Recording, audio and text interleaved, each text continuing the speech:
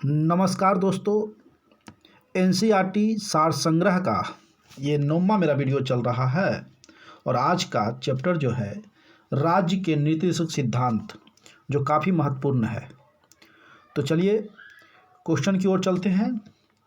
राज्य के नीतिगत सिद्धांतों को भारतीय संविधान में शामिल जो किए जाने का क्या उद्देश्य है? तो इसका आंसर जो होगी सामाजिक और आर्थिक लोकतंत्र को स्थापित करना। और जो भी इस वीडियो को देख रहे हैं, मैं उनसे आग्रह करूंगा कि अगर 67वें यूपीएससी के एग्ज़ाम देने वाले हैं या इस बार सीडीपीओ में बैठने वाले हैं, तो आप प्ले लिस्ट में जाकर के इसके पहले मैंने 8 वीडियो को जो लोड कर दिया हूं, आप जाकर के उसका अध्ययन कर सकते हैं। आज का पॉलिटिकल साइंस का जो है राज्य का नीति निर्देशक सिद्धांत, जो कह सकते हैं मौलिक अधिकार का दूसरा पार्ट है। नेक्स्ट, कल्याणकारी राज्य की संकल्पना का समावेश संविधान के किस भाग में किया गया है? तो इसका जो आंसर हैगा राज्य के नीति सिद्धांतों में। और राज्य के नीति सिद्धांत का जो वर्णन है भाग 4 और अनुच्छेद की बात किया जाए तो अनुच्छेद जो होगा 36 से 51 के बीच, 36 से 51 के बीच अनुच्छेद और भाग 4 में वर्णित मिलता है। कहा जाता है कि इसके अलावा अनुच्छेद 350 के क और 351 में भी कुछ वर्णित जो हमारे राज्य केंद्रित सिद्धांत की ओर जाती है। नेक्स्ट आते हैं अगले क्वेश्चन की ओर। भारतीय संविधान में किसके अंतर्गत पंचायती राज प्रणाली की व्यवस्था की गई है? तो वही राज्य के नीति सिद्धांतों के अंतर्गत पंचायती राज प्रणाली की जो व्यवस्था की गई है राज्य के नीतिगत सिद्धांत के तहत। और एक चीज़ और आपको मालूम होगा कि पंचायती राज का जो अवधारणा था सबसे पहले वो महात्मा गांधी को जाता है। महात्मा गांधी का ही सपना था कि ग्रामीण स्तर पर जो पंचायती राज होनी चाहिए, जिससे कि ग्रामीण क्षेत्रों का विकास हो और उनकी समस्याओं का समाधान हो। और उन्होंने ये भी कहा था कि गांव का विकास ही देश का विकास का मुख्य जो है अंग माना गया है। नेक्स्ट आते हैं अगले क्वेश्चन। अगला पॉइंट है कि समान आचार संहिता राज्य के नीतिगत सिद्धांत तत्वों का भाग नहीं है, किंतु समान नागरिक संहिता नीति तत्व है। ठीक है ना? तो ये चीज़ आप समझिएगा, समान आचार संहिता जो लगाया जाता है जब चुनाव के समय होती है या किसी अन्य घटनाओं के तहत ये लगाया जाता है, वो हमारे केंद्र और उसका नीति सिद्धांत से जुड़ा हुआ नहीं है। राज्य भी लगाते हैं लेकिन हमारे नीति सिद्धांत के तहत नहीं आते। जबकि समान नागरिक संहिता जो अनुच्छेद 44 में वर्णित मिलता है, ये राज्य के नीति सिद्धांत में आते हैं। नेक्स्ट आते हैं, कहते हैं नीति सिद्धांत जो है क्या है? तो वाद योग नहीं है, यानी यह वाद योग नहीं है। हम संविधान में किसी इससे जुड़े हुए मैं किसी प्रकार का मैटर न्यायालय में सुनवाई नहीं की जा सकती है। नेक्स्ट आते हैं, कहते हैं ये पॉइंट देखिएगा, कहते हैं कि नीति सिद्धांत तत्व से संबंधित नीति सिद्धांत तत्व से संबंधित महत्वपूर्ण अनुच्छेद को हम लोग देखेंगे। तो चलिए सबसे पहले हम जो है अनुच्छेद की वर्णन करते हैं और 36 से लेकर के 51 तक अनुच्छेद को हम लोग देखेंगे। तो आइए अनुच्छेद 36 जो वर्णित मिलता है, कहते हैं नीति तत्वों के संदर्भ में राज्य की परिभाषा मिलती है, यानी राज्य की जो परिभाषा का वर्णन मिलता है अनुच्छेद 36 में। जबकि अनुच्छेद 37 में जो वर्णित मिलता है न्यायालय द्वारा परिवर्तनीय ना होना, यानी मैंने पहले बताते हैं ये वाद योग नहीं है, यानी इसे न्यायालय द्वारा परिवर्तनीय नहीं किया जा सकता है, और ये अनुच्छेद 37 में वर्णित है। जबकि अनुच्छेद 38 में जो वर्णित मिलता है लोक कल्याण की अभिवृद्धि के लिए सामाजिक व्यवस्था बनाना, लोक कल्याण की अभिवृद्धि के लिए सामाजिक व्यवस्था बनाना, ये हमें अनुच्छेद 38 जो बताता है। जबकि अनुच्छेद 38 का 2 यानी खो कह सकते हैं, ये हमें बताता है क्या कि आय की असमानताओं को कम करने का प्रयास करना। आय की असमानताओं को कम करने का प्रयास करना। अनुच्छेद 38 का 2 या खो भी कह सकते हैं, जो हमें बताता है। जबकि अनुच्छेद 39 का को निःशुल्क विधिक सहायता उपलब्ध कराना। निःशुल्क विधि सहायता उपलब्ध कराना यह राज्य का कर्तव्य है, हम यानी राज्य में रहने वाले नागरिकों के लिए। आगे आते हैं, कहते हैं अनुच्छेद 39 का ख में जो वर्णित मिलता, ख समुदाय के भौतिक संसाधनों का स्वामित्व एवं नियंत्रण इस प्रकार हो जिससे सामूहिक हितों की सर्वोत्तम रूप में प्राप्ति हो। तो ये अनुच्छेद हमें 39 के खो बताता है। जबकि अनुच्छेद 39 का घ पुरुषों एवं स्त्रियों दोनों को समान कार्य के लिए समान वेतन, ये काफ़ी महत्वपूर्ण है, आप इसको नोट कर लीजिएगा। समान काम के लिए समान वेतन अनुच्छेद 39 का घो हमें बताता है। नेक्स्ट आते हैं 39 का र। अनुच्छेद 39 का रो में जो बताता है कि पुरुष और स्त्री कर्मकारों के स्वस्थ एवं शक्ति का तथा बालकों की सुकुमार अवस्था का दुरुपयोग ना हो। अनुच्छेद 39 का रो हमें यह बताता है कि पुरुष हो या स्त्री हो, काम कर रहा है, उसके स्वास्थ्य को भी उसके शक्ति के अनुसार, और बालक जो कमज़ोर है उसका हम लोग फ़ायदा ना उठाएं, उसके दुरुपयोग ना करें। कमज़ोर बालक को ही कमज़ोर जैसे ही काम मिलना चाहिए, ना कि वह हार्ड वर्क होना चाहिए। चलिए नेक्स्ट आते हैं अनुच्छेद 40, जो इसमें वर्णित मिलता है ग्राम पंचायतों का गठन का अनुच्छेद। जबकि अनुच्छेद 41 में वर्णित मिलता है कुछ दशाओं में काम, शिक्षा एवं लोक सहायता पाने का अधिकार। कौन सिखाता है?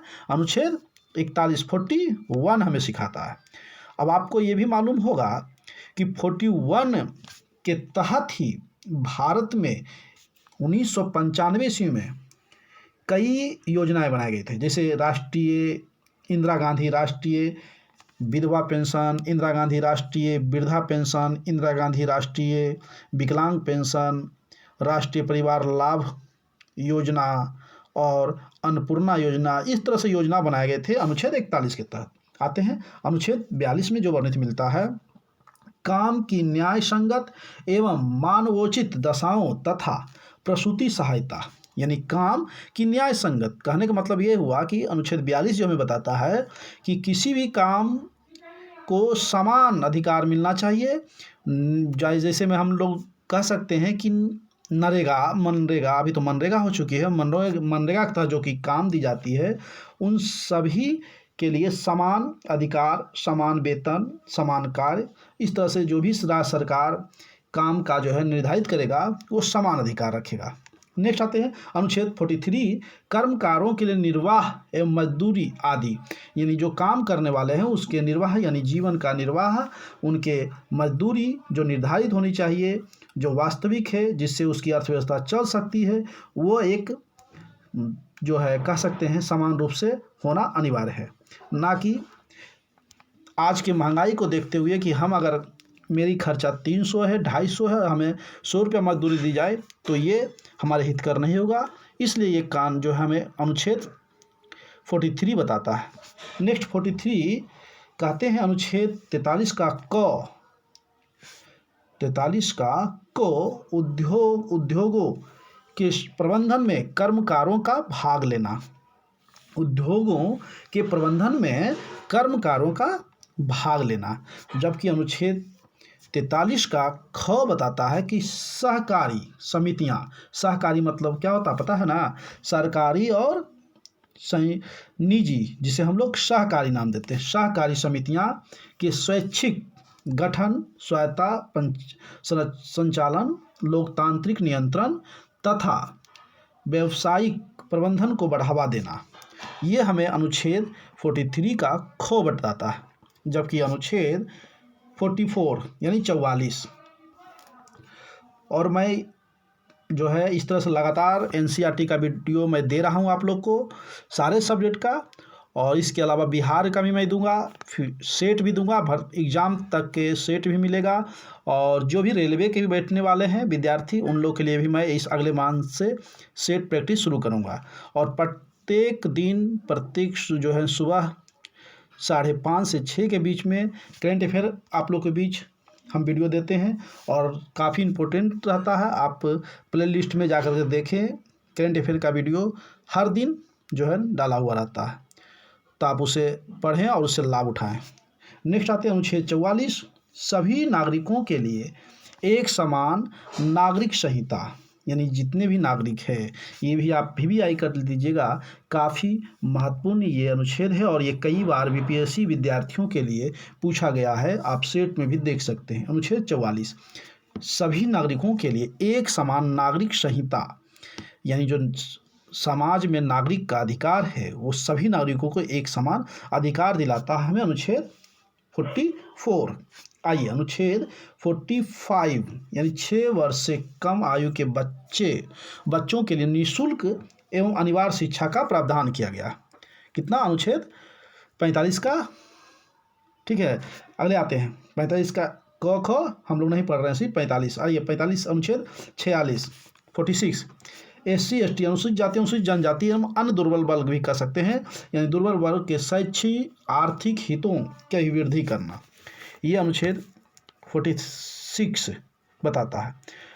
जबकि 47 अनुच्छेद 47 कहता है पोषण स्तर, जीवन स्तर, लोक स्वास्थ्य में सुधार तथा हानिकारक नशीली पदार्थ के उपभोग पर प्रतिबंध, ये हमें अनुच्छेद 47 बताता है। और इसी के तहत ही आज बिहार में अगर शराबबंदी है और यह पूरी तरह से जो है कह सकते हैं रोका गया है, तो इसी अनुच्छेद के सहारा लेकर के माननीय जो है नीतीश कुमार जो बिहार के मुख्यमंत्री हैं, इस पर पूर्ण रूप से जोर लगाए हैं। और आप लोग कमेंट करके बताइएगा कि बिहार में शराबबंदी जो है, क्या यह कानून सही है? क्या शराब बंद होना चाहिए या बंद रहना चाहिए या इसे चालू रहना चाहिए? अगर है ऐसा तो इसका आप एक मुद्दा 2 लाइन लिख करके आप दे सकते हैं, क्योंकि BPSC विद्यार्थियों के लिए जो भी मेंस में बैठने वाले हैं, तो इस तरह से तर्क और वितर्क का प्रश्न जो आएगा, जिसका आप जो है सटीक और अच्छे ढंग से उसका आंसर दे सकते हैं। चलिए नेक्स्ट आते हैं 48 अनुच्छेद यानी 48 की बात कर रहे हैं। अनुच्छेद 48 में गायों, बछड़ों तथा अन्य दुधारू पशुओं यानी पालतू पशु भी कह सकते हैं के वध पर प्रतिबंध एवं उनकी नस्लों में सुधार, यानी राज्य सरकार का काम है कि अगर दुधारू पशु को अधिक से अधिक दूध और अधिक से अधिक पशुओं का सुरक्षा के लिए एक नस्ल परिवर्तन और उच्च कोटि की नस्ल व्यवस्था करना, यह भी जो है राज्य सरकार का कर्तव्य बनता है। नेक्स्ट अनुच्छेद 48 में ही वर्णित जो मिलता है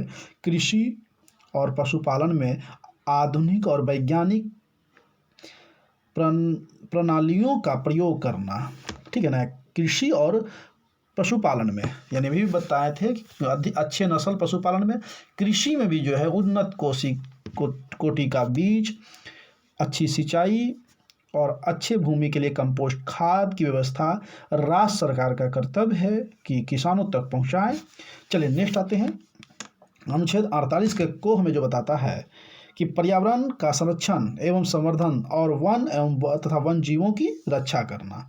जबकि अनुच्छेद 39 राष्ट्रीय महत्व के कलात्मक या ऐतिहासिक अभिरुचि वाले स्मारकों या स्थानों या वस्तुओं का संरक्षण करना, ये हमें अनुच्छेद 39 सिखाता है। जबकि अनुच्छेद 50 कार्यपालिका से न्यायपालिका का पृथक्करण करना, और अनुच्छेद 51 जो हमें बताता है अंतर्राष्ट्रीय शांति और सुरक्षा की अभिवृद्धि, अंतर्राष्ट्रीय शांति और सुरक्षा की अभिवृद्धि। जबकि अनुच्छेद 350 जो हमें बताता है कि प्राथमिक भाषा में बच्चों को शिक्षा देना अनिवार्य है, यानी मातृभाषा में एक तरह से भी कह सकते हैं। साथ ही साथ अनुच्छेद 351 जो हमें बताता है कि हिंदी को जो है ना भाषा के रूप में, मातृभाषा के रूप में, प्राथमिक भाषा के रूप में प्रोत्साहित करना। लास्ट पॉइंट है, इसको हम लोग देखते हैं, उसके बाद हम आगे चलेंगे। तो कहते हैं, इसमें कहता है मूल अधिकार कानूनी रूप से मान्य है, जबकि नीति निषेध तत्व नैतिक या राजनीतिक मान प्राप्त नहीं है। मैंने पहले ही पढ़ लिया था इसके विषय में कि नैतिक रूप से मान्य नहीं है। चलिए इसके बाद हम कुछ पॉइंट और छूटा हुआ जो इस पैराग्राफ में हम इसको देखेंगे। कहते हैं संविधान के किस अनुच्छेद में उद्योगों के प्रबंध में कर्मकारों की भागीदारी का प्रावधान किया गया है? तो अनुच्छेद 43 का, को जो मैंने नीचे पढ़ ही लिया है पैराग्राफ पर। नेक्स्ट लास्ट, भारत की संविधान में समान कार्य के लिए समान वेतन का अधिकार का प्रावधान कहाँ से किया गया है? देखिए ये बहुत ही VVI है, तो राज्य के नीति सिद्धांत के जो है निर्देशक सिद्धांतों से लिया गया है। और इसके बाद जो है आता है पुरुषों और स्त्रियों दोनों का समान कार्य के लिए समान वेतन, राज्य के नीति सिद्धांत के तत्व में निहित है, ये भी आपको मालूम होगा। साथ ही साथ कहते हैं राज्य के नीति सिद्धांतों में कौन सा अनुच्छेद अंतर्राष्ट्रीय शांति और सुरक्षा से संवर्धन से संबंधित है? अनुच्छेद 51। और राज्य के नीति सिद्धांत एक ऐसा चेक है जो बैंक की सुविधा के अनुसार अदा किया जाता है। यह कथन किसका है? तो ये केटी शाह, इसको आप लोग याद रखिएगा। तो इस तरह से मेरा वीडियो जो है राज्य के नीति सिद्धांत के तहत पूर्ण किया, और मैं आशा करता हूँ कि आप इसको याद कर लें, आपके लिए काफ़ी फ़ायदेमंद होगी। चलिए